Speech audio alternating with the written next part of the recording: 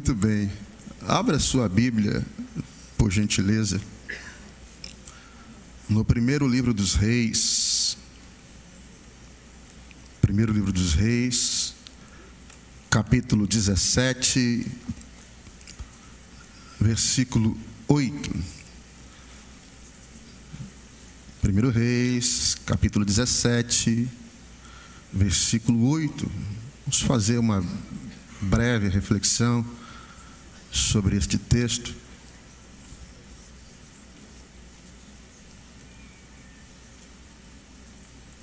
Você encontrou? Diga amém.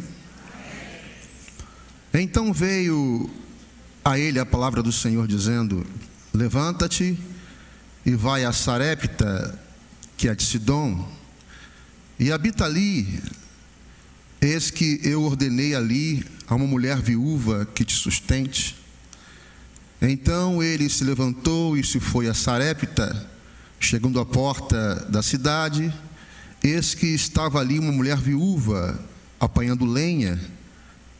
E ele a chamou e lhe disse: traz-me, peço-te, num vaso um pouco d'água que beba.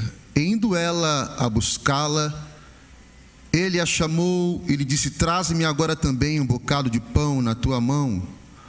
Porém ela disse: vive o Senhor teu Deus, que nem um bolo tenho, senão somente um punhado de farinha numa panela e um pouco de azeite numa botija. E veis aqui, apanhei 2 cavacos, ou 2 gravetos, e vou prepará-lo para mim e para o meu filho, para que comamos e morramos. E Elias lhe disse: não temas, vai, faze conforme a tua palavra, porém faze disso primeiro para mim um bolo pequeno, e traze-mo para fora, depois farás para ti e para teu filho, porque assim diz o Senhor Deus de Israel: a farinha da panela não se acabará, e o azeite da botija não faltará, até o dia em que o Senhor dê chuva sobre a terra. E foi ela e fez conforme a palavra de Elias, e assim comeu ela e ele e a sua casa muitos dias. Da panela a farinha se não acabou, da botija o azeite não faltou, conforme a palavra do Senhor que falara pelo ministério de Elias. Talvez você diga: pastor, o senhor falou cidade de Sarepta, mas na minha Bíblia está Zarefate. É que Sarepta é a forma grega da palavra Zarefate. Muito bem, nós lemos aqui sobre 2 personagens básicas deste texto. A primeira delas é o profeta Elias. Elias, o seu nome significa o Senhor é meu Deus, ou Jeová é Deus. A Bíblia não fala muito sobre Elias, sobre o seu passado, a árvore genealógica ou seus familiares. Elias, ele aparece no cenário da história. A Bíblia diz que ele era de uma cidade chamada Tisbé, mas não perca tempo procurando no mapa, porque você não vai encontrar. Tisbé, a única informação que nós temos dela é que ela ficava ao leste do Jordão, propriamente na cidade de Gileade. Elias, ele viveu no século IX, no 9º século antes de Cristo, durante o reinado do rei Acabe e do seu filho Acasias, no reino do norte. Para você entender um pouco o estado político e religioso da época, nós precisamos voltar um pouquinho mais atrás para que haja uma compreensão melhor do texto, de tudo isso que está acontecendo no capítulo 7, do versículo 1 ao 7, e a partir do versículo 8 do capítulo 17. Quando termina a monarquia em Israel, monarquia esta que durou nos tempos de Saul, Davi e Salomão, Ambos os reis reinaram durante 40 anos. Saul reinou 40 anos, Davi reinou 40 anos e Salomão também reinou 40 anos. No final do reinado de Salomão, o povo estava muito insatisfeito com os pesados impostos que estavam sobre o povo, e muitas decisões de Salomão, por conta dos seus muitos casamentos, por conta da sua idolatria e por conta de conselhos errados, ele acabou tomando decisão de imputar impostos pesadíssimos ao povo. E agora o seu filho Roboão, quando ele assume o trono, ele continua com a mesma prática de impostos pesados e oprimir o povo. Agora o que acontece? Acontece um cisma em Israel. Jeroboão, ele parte com 10 tribos em direção ao norte de Israel, e ali ele funda o reino do norte. É por isso que você precisa entender, porque a Bíblia diz que Elias era profeta do reino do norte. Então ele vai com as 10 tribos e ruma para o norte, e ele funda o reinado do norte, cujo país se torna Israel, e a capital de Israel, capital política, não capital religiosa, é Samaria. A capital religiosa serão duas, em Dan, no norte de Israel, e em Betel, mas nós vamos falar sobre isso. Benjamim fica fiel à casa de Judá, e agora nós temos o reino do sul. O reino do sul é chamado posteriormente de reino de Judá, capital Jerusalém.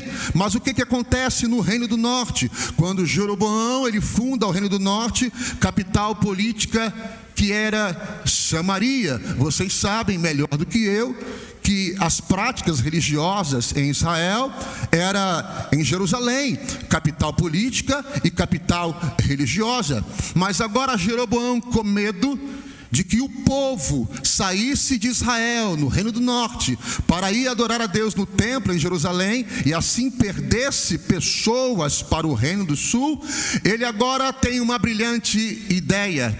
Ele agora coloca um lugar de culto em Dan, no norte de Israel, e ele também funda uma outra cidade para culto em Betel, no sul de Israel, fronteira com Judá. E o que mais Jeroboão faz? Jeroboão ele contrata sacerdotes. Por que ele contrata, pastor? Porque os sacerdotes, segundo a lei, tinham que ser os filhos de Levi, das descendências de Levi. Obviamente que os filhos de Levi não serviriam às práticas fora de Jerusalém, fora do templo. Então Jeroboão, ele agora contrata, ele emprega sacerdotes que não eram da linhagem de Levi. Não só isso, ele faz outras coisas terríveis. Ele também coloca um bezerro de ouro em Dan e outro bezerro de ouro em Betel, e ele também começa a mudar as datas que eram os feriados religiosos em Jerusalém. Ele começa a mudar essas datas também, feriados religiosos, para Israel. Porque eu estou dizendo isso para você, para que você tenha ideia de como funcionava o reino do norte, como estava o reino do norte.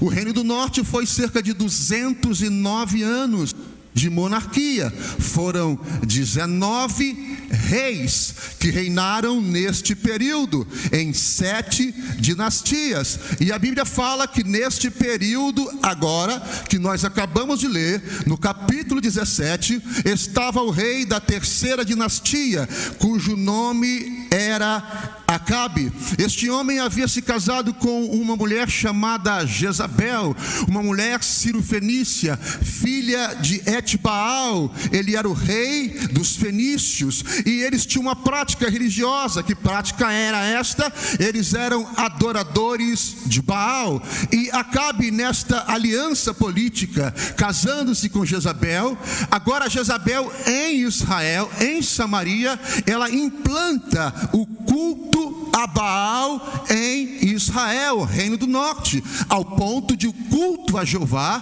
quase ser exterminado no reino do norte. Eles eram adoradores de Baal. Baal, segundo a mitologia cananeia, era o deus da fertilidade, o Deus que mandava chuva, o Deus que mandava o fruto, o Deus que trazia o crescimento. E agora Deus chama o profeta Elias e diz a ele: Elias, vai até Acabe e manda um recado para ele. Que recado é esse, Senhor? Diga para ele que não vai chover, não vai cair chuva, nem orvalho sobre a terra. Elias, o profeta, se dirigiu até o palácio e disse ao rei Acabe: Rei Acabe, assim diz o Senhor, não vai cair água do céu, não vai chover e nem orvalho virá sobre a terra, segundo a minha palavra. O que Deus estava querendo dizer com isso? Se eu fechar os céus, Baal não vai fazer chover. Se eu não der o orvalho, Baal não vai fazer frutificar. Deus estava mostrando para Israel que Baal não era Deus, mas quem era Deus é o Senhor, porque quem pode fazer é o Senhor, quem pode trazer é o Senhor, quem pode dar vida é o Senhor. E Deus fechou o céu e diz: faz agora, Baal, se tu és Deus.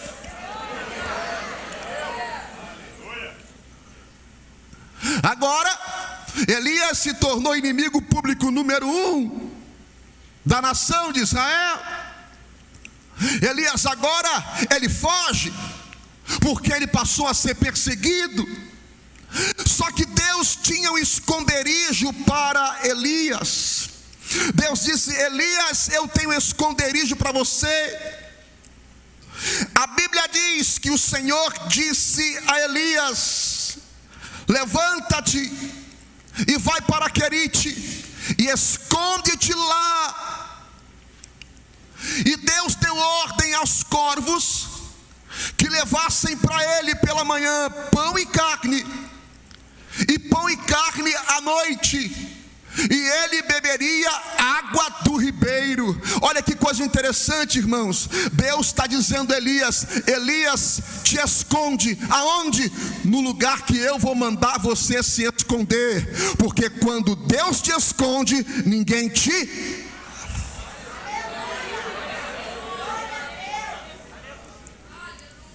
Mas no capítulo 18 de 1 Reis, Elias vai travar uma batalha no Monte Carmelo, e ali estavam os profetas de Baal, ali estava toda a representatividade política, religiosa, cirofenícia e de Israel.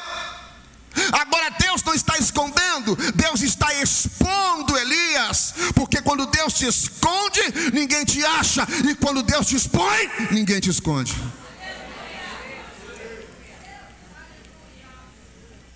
Moisés, quando ele nasceu, Faraó mandou matar todos os meninos. Só que Moisés, ele nasce e é escondido. A mãe de Moisés o esconde para que ele não fosse vítima de um assassinato. Mas quando Moisés é escondido, ninguém... Aí quando ele já está numa idade um pouco mais crescida, a mãe dele coloca ele num rio dentro de um cesto. A filha de Faraó o acha. Ele é educado em toda a ciência do Egito, príncipe do Egito, e agora ele é exposto para todo mundo, porque quando Deus te expõe, ninguém te Assim foi com Jesus. Quando ele era bebê, a ordem de Herodes foi: mata todos os meninos de 2 anos para baixo. E Deus disse ao pai dele: esconde o menino. Aonde? No Egito, porque no esconderijo de Deus ninguém... Mas quando Jesus vem e ele começa a pregar o evangelho do reino em Jerusalém, todos os veem, porque quando Jesus é exposto, ninguém pode escondê-lo. E que esconderijo é esse, pastor? Você não sabe ainda? É o esconderijo do Salmo 27, versículo 5, quando Davi disse: porque no dia da minha adversidade tu me esconderás faz no oculto do teu pavilhão. Que esconderijo é esse, pastor? É o esconderijo do Salmo 91. Aquele que habita no esconderijo do Altíssimo, a sombra do Onipotente descansará. Pode se levantar perseguição, pode se levantar Acabe, pode se levantar injúria, mas Deus hoje está te colocando no esconderijo, aonde o homem violento não te acha, aonde o estuprador não te acha, aonde o assassino não te acha, aonde aquele que quer a tua morte não te acha. Deus está te escondendo. Para quê, pastor? Porque no tempo certo Ele vai te expor.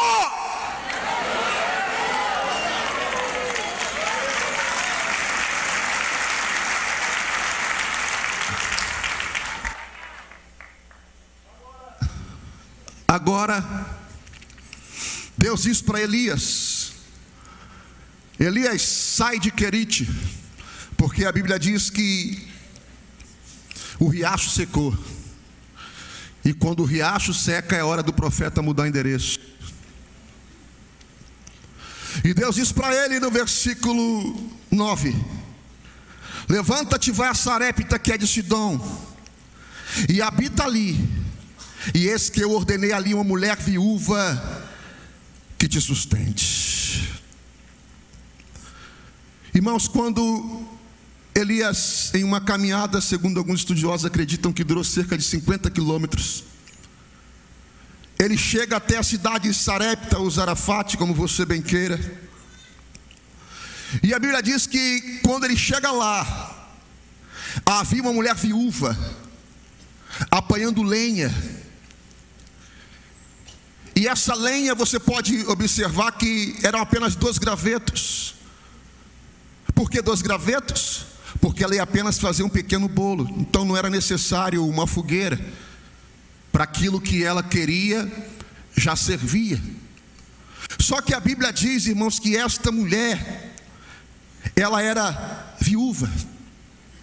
Segundo, estrangeira. Terceiro, ela ainda tinha um filho órfão para alimentar. E quarto, ela era mulher. Segundo as regras do Oriente Próximo, naquele período, isso para ela significava um grande problema, porque uma viúva, ela não tinha herança. Mas enfim, Elias encontra um quadro de miséria, um estado de petição de miséria. Essa mulher, ela estava prestes a morrer, e a Bíblia diz que ela iria fazer a sua última refeição. Eu vou repetir: ela faria a sua última refeição, porque ela acreditava que essa seria a última refeição da vida dela. Quem sabe a vida dessa mulher não seja diferente da sua. Quem sabe você acordou pensando: hoje é meu último almoço, a despensa está vazia. Você abriu lá e disse: hoje é meu último almoço. Quem sabe assim como essa mulher, você pensou, acordou hoje e pensou: esse é o último dinheiro da passagem de ônibus. Abriu a gaveta, pegou as moedas e disse: não tem jeito, isso é as moedas, é o último dinheiro que eu tenho. Quem sabe você veio para cá hoje só com o dinheiro da vinda. Quem sabe você acordou hoje dizendo: eu tenho aqui as minhas últimas economias para pagar o aluguel que já venceu essa semana. Quem sabe assim como essa mulher, você está passando por essa sensação. Quem sabe um médico decretou sobre a sua vida que esse seria o seu último mês de vida.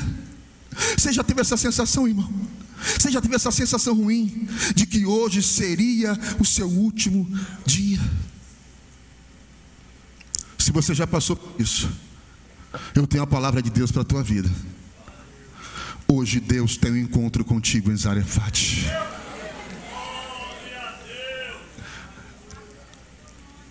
Eu tenho a palavra de Deus para a sua vida.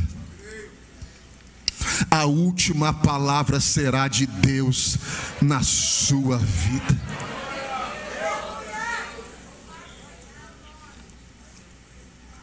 Mas quais foram os acontecimentos?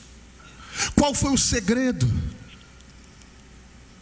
da vida desta mulher que fez com que ela passasse de um estado de petição de miséria para um estado de fartura e bonança? Primeiro, ela disse que ia morrer, e ela ia morrer mesmo. Sabe por quê, irmãos? Porque ela profetizou isso. Ela disse assim para o homem de Deus: olha, aqui só tem um pouquinho de farinha, um pouquinho de azeite, e eu vou fazer a minha última refeição, eu e o meu filho, e depois nós vamos morrer. Ela ia morrer, porque ela profetizou que ia morrer. No tempo de crise, o que você tem profetizado sobre a sua vida? No tempo desfavorável, o que você tem profetizado sobre a tua vida?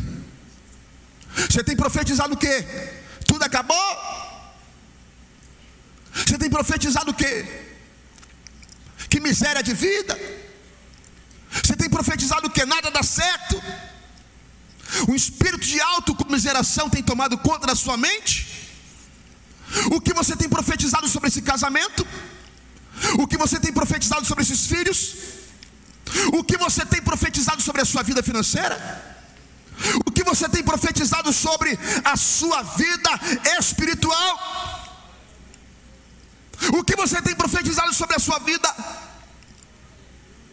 Profetize vitória sobre a sua vida. Profetize bênção sobre estes filhos. Declare no mundo espiritual e diga: está ruim, mas vai melhorar. Diga para Deus: eu sei que a porta se fechou hoje, mas tu tem poder de abrir uma porta muito melhor amanhã. Declare para o mundo espiritual ouvir: se o céu está negro, eu sei que em breve vai brilhar o sol da justiça.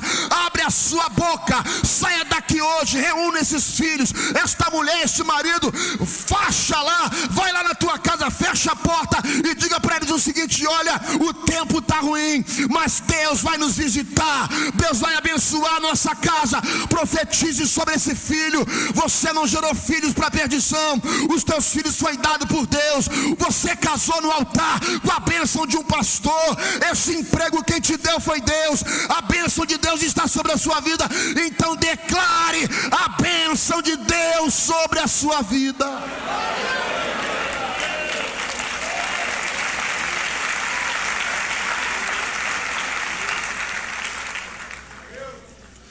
Qual o segredo do sucesso dessa mulher? Aprenda uma coisa: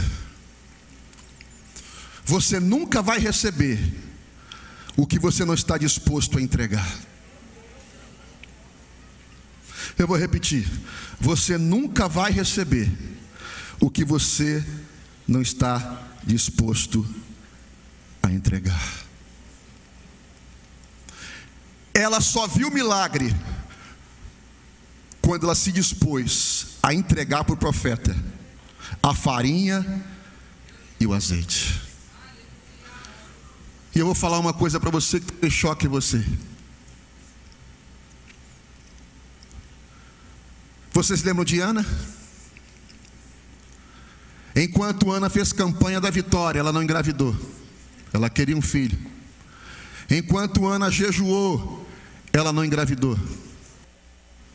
Enquanto Ana fez pirraça, ela não engravidou. Enquanto Ana estava gemendo e orando, subindo o monte, descendo o monte, ela não engravidou. Até que ela disse para Deus: se tu me der um filho homem, eu vou devolver ele para ti. Ana engravidou. Porque você nunca vai receber o que você não está disposto a entregar. Deus disse para Abraão: Abraão, me dá o teu filho, porque em troca eu vou te dar uma nação. Porque você nunca vai receber o que você não está disposto a entregar. João capítulo 4. Jesus pede para a mulher de Samaria um pouco d'água. E Jesus diz para ela: mulher, a água que eu te der vai jorrar do teu ventre uma fonte que jorre para a vida eterna. Você nunca vai receber o que você não está disposto a entregar. Agora, quando você entrega, qual é a medida de Deus? O cântico de Ana, 1 Samuel, capítulo 1, versículo 11. No cântico de Ana, aí no capítulo 2, o texto diz: e até aquela que era estéril foi mãe de 7 filhos. Não, eu vou repetir: até aquela que era estéril foi mãe de 7 filhos. Esta é a medida de Deus. Efésios 3:20. Ora, aquele que é poderoso para nos dar muito mais, abundantemente, além daquilo que pedimos ou pensamos, segundo o poder que em nós opera, a Ele glória na igreja, por Jesus Cristo, para todos sempre.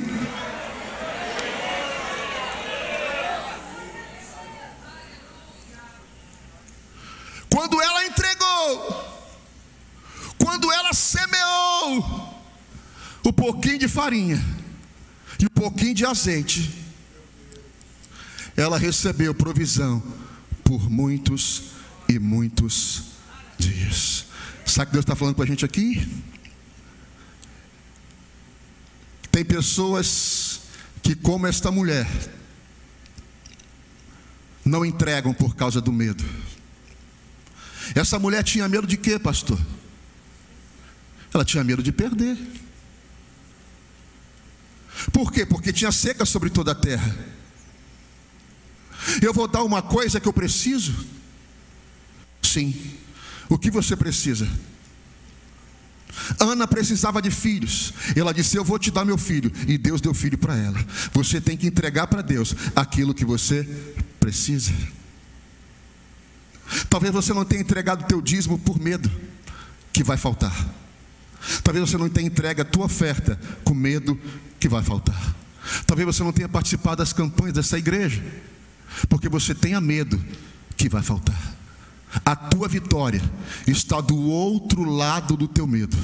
Enquanto você não romper com o seu medo, você não vai ver a abundância de Deus na sua vida, porque você nunca vai receber aquilo que você não está disposto a entregar. Entregue o teu tempo para Deus, priorize Deus, seja bênção na casa de Deus e entregue para Deus aquilo que é de Deus, e você vai ver a bênção de Deus sobre a sua vida. Elias disse para ela: não temas, não temas. A palavra de ordem de Deus para a nossa vida hoje aqui neste lugar é: não temas, não temas, não temas. É como se aquela mulher estivesse dizendo o seguinte: isso aqui não vai resolver meu problema, então eu vou transformar em semente. Esse pouquinho de comida aqui só vai matar minha fome por um dia, mas eu vou morrer depois da manhã. Então aquilo que não vai resolver meu problema vai virar semente no reino de Deus. E o profeta disse: não temas, não temas, não temas, não temas o tempo de crise, não temas o tempo de escassez. Seja fiel a Deus, porque Deus vai te visitar com abundância e fartura. Você crê nisso?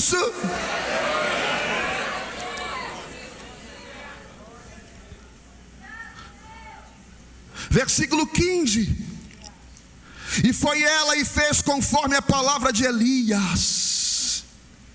Eu vou repetir. E foi ela e fez conforme a palavra de Elias. Ela confiou na palavra do profeta. Ela tinha tudo para não crer. Condição desfavorável, um estado de petição de miséria, filho morrendo de fome, ela prestes a morrer de fome também, seca, não podia se plantar nada, colher nada. E o texto diz que ela creu na palavra do profeta. Segundo Crônicas capítulo 20, versículo 20. Crede no Senhor vosso Deus. Crede nos seus profetas e prosperareis. Você crê na palavra que o profeta tem liberado nesse altar? Você crê na palavra que o homem de Deus tem liberado aqui nesse altar? Creia na palavra do profeta. Creia naquilo que Deus tem colocado na boca do nosso pastor. Creia naquilo que Deus tem colocado na boca do nosso pastor. Profecias têm sido liberadas nesse altar sobre a tua casa, sobre os teus filhos, sobre a tua família. Quem sabe o tempo é de crise, quem sabe as condições são adversas, quem sabe tudo conspira para estar errado, mas creia na palavra do profeta. Creia na palavra que está sendo liberada neste altar. A Bíblia diz que ela creu na palavra do profeta, em nome de Jesus. Ainda que todas as circunstâncias digam que não, creia em Deus e creia na palavra do profeta. Vai dar certo, vai dar certo. Diga para pelo menos 2 pessoas aí: creia na palavra do profeta, vai dar certo.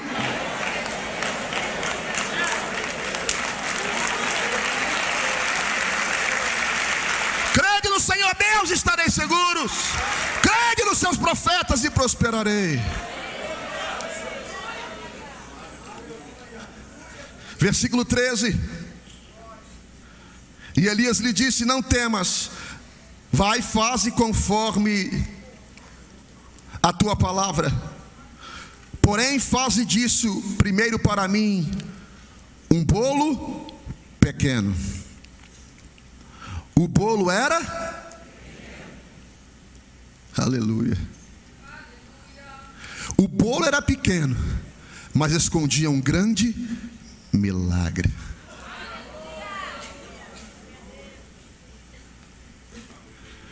Você já viu portas gigantescas? Ou a própria porta da sua casa? Você sabia que são chaves pequenas que abrem grandes portas?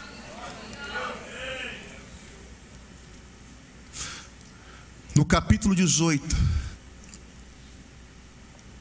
Elias diz para o moço: sobe o monte e olha para o tempo aí. Sobe 7 vezes e me traz a resposta. Primeira vez, profeta não tem nada. Segunda vez, profeta nada tem. Terceira vez, profeta céu de brigadeiro. Quarta vez, profeta calor de 50 graus, céu azul. Sexta vez, profeta não mudou nada. Na 7ª vez, o que você viu? Eu vejo uma nuvem do tamanho da mão de um homem. Então deixa eu mandar um recado para Acabe: aparelha os teus carros e desce, porque eu já posso ouvir o som de uma abundante chuva. A nuvem era pequena, mas a tempestade era grande. A nuvem era pequena, mas a tempestade era grande. O bolo era pequeno, mas escondia um milagre grande, grande, grande. Então deixa eu profetizar sobre a sua vida aí. Isso que parece que é pequeno, esconde um grande milagre. Ei, ei, ei, ei, ei, você que pastoreia a igreja, parece que é pequeno, mas Deus tem um grande milagre escondido aí. Ei, essa empresa que você tem, que parece que é pequena, tem um grande milagre escondido aí. Pastor, mas é carrocinha de pipoca. Pastor, é carrocinha de cachorro quente. Eu vendo churros, não me interessa. O negócio é pequeno, mas aí dentro tem um grande milagre que você não sabe. Dentro disso que é pequeno, Deus manda te dizer: se esconde um grande milagre de Deus para a sua vida.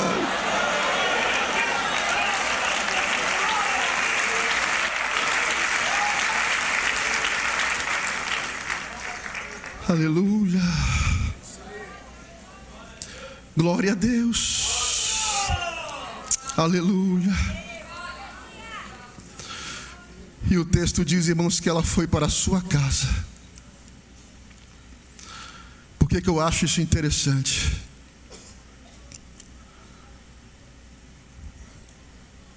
Porque o texto diz que na casa dela comeu ela, o filho dela e o profeta. Versículo 15.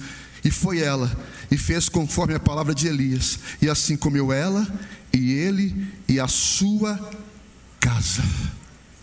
E a sua casa. A providência de Deus para a sua vida não é só para você. A providência de Deus para a sua vida vai atingir toda a sua casa. Toda a sua casa. O milagre aconteceu dentro da casa dela. Você vai levar o milagre para dentro da tua casa. Receba esta palavra sobre a sua vida em nome de Jesus. Deus está visitando casa de pessoas aqui com multiplicação.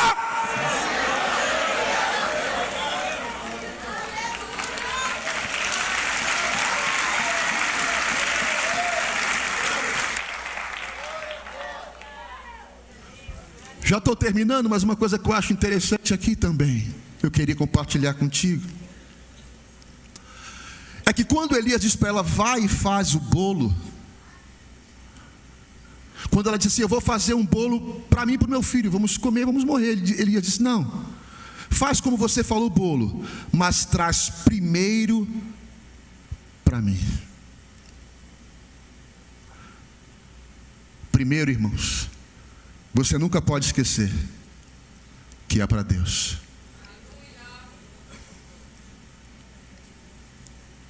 Mateus capítulo 6, versículo 33 diz, mas buscai em primeiro lugar o reino de Deus e sua justiça, e todas as demais coisas vos serão acrescentadas. Mas buscai em primeiro lugar o reino de Deus. Isso fala de prioridade. O profeta está dizendo, você está vivendo escassez, você está vivendo dias ruins, você está vivendo dias de falência, você está mal, você precisa, mas primeiro é para Deus. Ei, você não vai ser provado no muito, você vai ser provado no pouco. A tua fidelidade não vai ser provada no muito. A tua fidelidade está sendo provada nesse momento que você está vivendo. Pastor, mas eu estou vivendo dias difíceis. Pastor, eu estou vivendo um momento difícil da sua vida. Deus está te provando, é isso aí. É nisso que você está sendo provado. Porque Deus vai te levar para um outro nível. Deus vai dar um upgrade na tua vida. Vem coisa grande por aí, mas Deus está te provando agora. A tua fidelidade a Deus agora. No teu dízimo, na tua oferta, no teu jejum, na tua oração, na tua presença, na tua busca a Deus. Deus está te provando, é nesse momento, é agora. E não esqueça, primeiro lugar é para Deus, a tua vida em primeiro para Deus, o teu tempo primeiro para Deus, tudo que Deus tem te dado primeiro é para Deus. Porque quando você priorizar o reino de Deus, se prepare, virá um tempo extraordinário sobre a sua vida.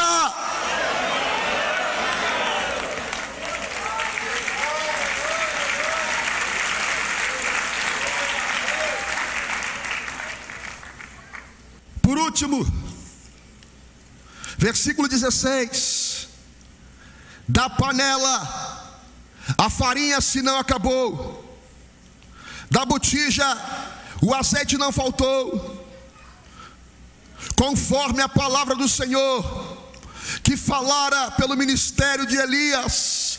Da panela a farinha se não acabou, da botija o azeite não faltou. Não faltou. Deus não vai deixar faltar. Deus não vai deixar faltar. Quero ser profeta de Deus para a tua vida e dizer para você que 2019 será um ano que Deus não deixará faltar. Abre essa tua mão aí para receber. 2019 será um ano que Deus não vai deixar faltar. Veio o tempo de escassez, veio o tempo de prova, veio um tempo de dificuldade. Pastor, minha vida se parece com a desta mulher aí. Eu estava para morrer, meu filho estava para morrer, mas a morte foi cancelada. Ninguém vai morrer mais. Pastor, eu estou vivendo dias difíceis, mas Deus vai se encontrar contigo hoje nos portões de Zarefate, e Deus vai te dizer: não vou deixar faltar. Deus abençoe a sua vida, em nome de Jesus.